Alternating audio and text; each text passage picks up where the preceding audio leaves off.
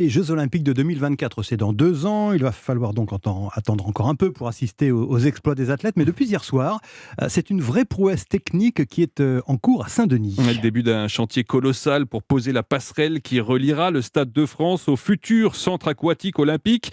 2 des sites phares de ces JO de Paris 2024. Conséquence, l'autoroute la plus fréquentée d'Europe, l'A1, est fermée jusqu'à jeudi à l'entrée parisienne. Louise Douillet, vous avez pu assister au coup d'envoi de cette opération spectaculaire.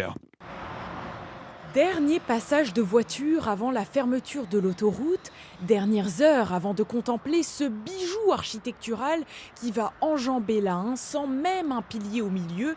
Une initiative bienvenue pour Isabelle qui perd chaque jour du temps et de l'énergie pour se rendre au travail. Je trouve que c'est une très bonne idée. Et c'est vrai que même pour les riverains, après, même à vélo, on pourra venir directement et puis avoir à repasser le long du canal, etc.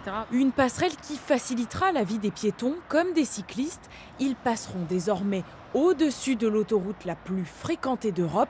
Tout un symbole pour Jean-Michel Genestier, conseiller logistique pour la métropole du Grand Paris. Au-delà des Jeux Olympiques et de ce lien très fort entre les Jeux terrestres et les Jeux nautiques, eh bien, c'est la relation dans une ville entre des habitants d'un quartier et d'un autre quartier. C'est aussi ça l'héritage durable des Jeux Olympiques. Mais certains riverains comme Shaima restent malgré tout sceptiques. Il y a eu beaucoup de projets qui ont été annulés. Donc là, moi, personnellement, j'attends après les Jeux Olympiques. Est-ce qu'ils vont tenir promesse ou c'est juste du blabla? Un projet à 20 millions d'euros qui devrait être équipé d'un système d'éclairage, de vidéosurveillance et d'une rampe d'ici à 2024. Reportage de Louise Douillet des travaux spectaculaires.